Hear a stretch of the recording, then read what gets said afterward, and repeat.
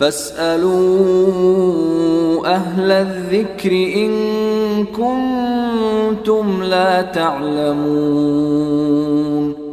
یہ جو ہمارے یہاں جو لوگ کہتے ہیں نا ایک آدمی شرک کر رہا ہے، اگر آپ شرک سے منع کریں کیا پڑے ہو اس میں، کرنے دو نا اسے.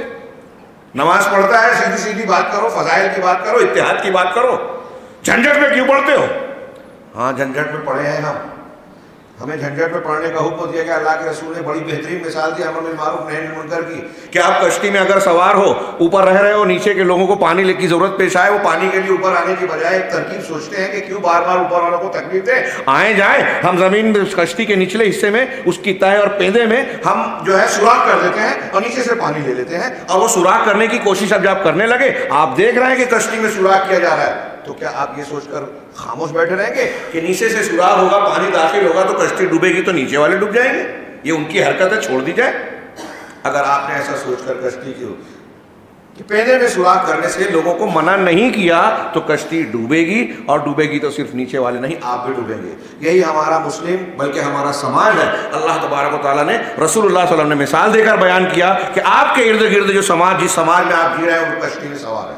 جو لوگ نہیں یعنی برائیاں کر رہے ہیں، منہج سے ہٹ رہے ہیں، شرک بدعت کا ارتکاب کر رہے ہیں، وہ کشتی میں سوراخ کر رہے ہیں. آپ کو روکنا پڑے گا ورنہ عذاب آئے گا تو آپ بھی نہیں بچیں گے.